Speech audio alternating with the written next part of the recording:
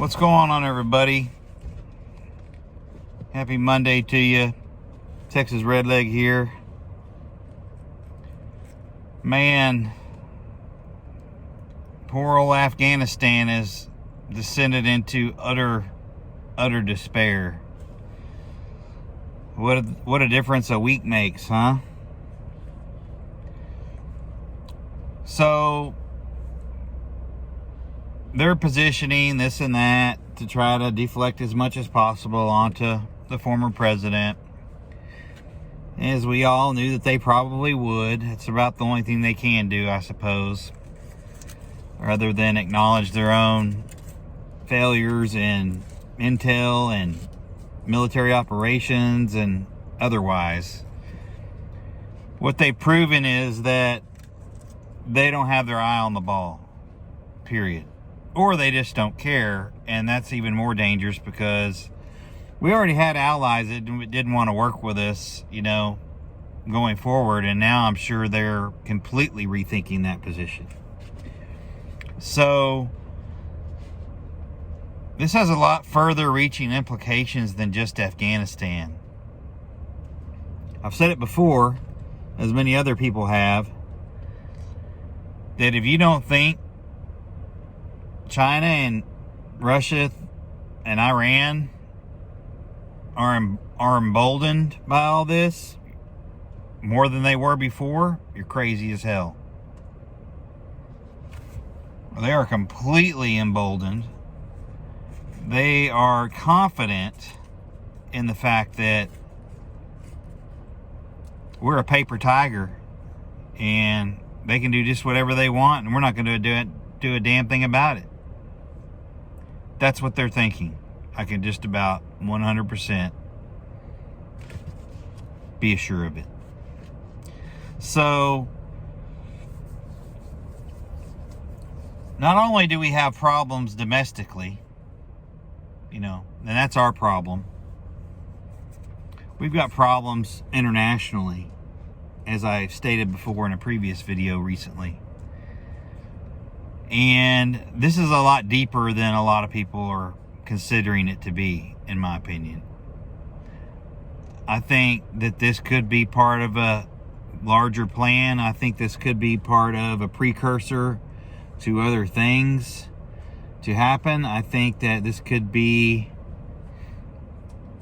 if it was organic and it just happened, then to me that's even more dangerous because it shows and exposes the lack of will to do the right thing and to be tough that a larger scale, more dangerous conflict will require. And I don't know that most Americans, they're pretty detached from all this, I think. Those of us that pay attention to politics and are patriotic and maybe, are veterans, we probably see it a lot differently. But most of these, millennials that are worried about Facebook and the Kardashians, they could give a rat's ass about what's going on in the world. As long as it doesn't affect their Starbucks, their stimmy checks, and their Facebook or Twitter or TikTok, I don't think they really give a damn. So that's probably half the country right now, honestly. So for the expected hardships that are likely on the way, for those of you that haven't felt them yet, prepping is an absolute necessity. Everything from fuel to propane to firewood to meds to seeds, etc. It's got to be full throttle now, people. And you know what? Prepping may not prevent you from having hardship or having trouble. And inevitably, it may be, just a temporary bandage for, a larger wound that's to come later down the road. But, at least you've given your family, yourself, the ability to thrive as much as possible and get through a bad situation, which is likely coming. I think that a lot of us have been feeling this for a long time, and for what we saw this weekend and today in Afghanistan, man, it compounded it for me. So we left all those people that helped us and went out on a limb, interpreters and the like, we left them behind.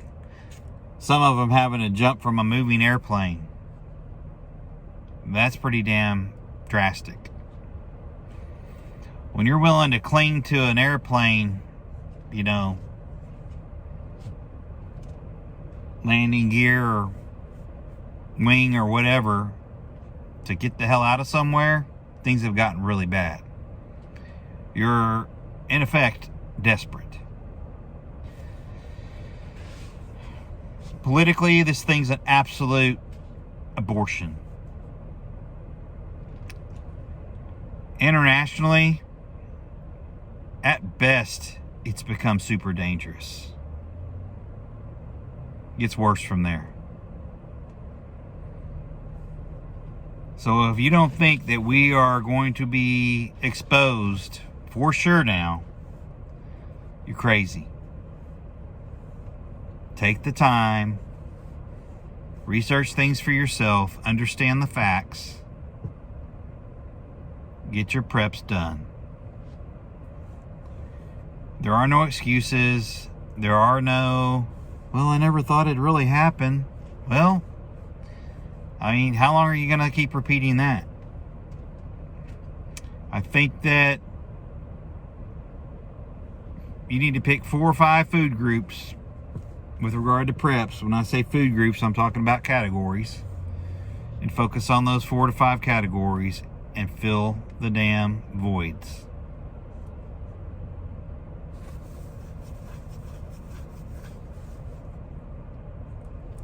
Because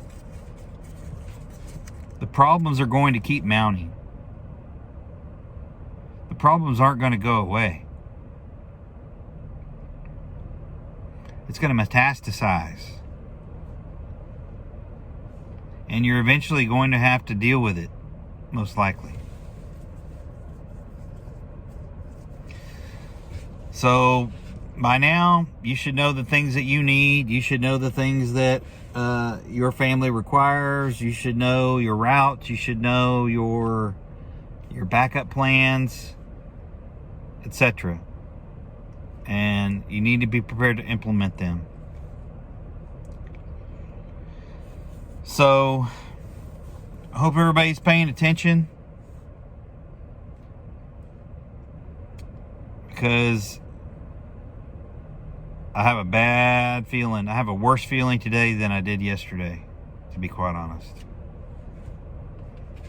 If you have some type of elective surgery planned or some type of emergency surgery planned, I would go ahead and knock that out as quick as possible. If you have to get a loan, get a loan. If you have to use a credit card, use a credit card. But if these are things that are going to basically make you, function without problems, I'd go ahead and get it done. So, hopefully everybody's paying attention. All these mandates and the rumors of lockdowns and political infighting, it's all going to come crashing down. And in my opinion, like the stock market as well, most likely, and the housing market. So, hope everybody's prepared. Do the best you can, and keep praying. So, with that, keep prepping, stack it deep, and always remember, long live the Republic.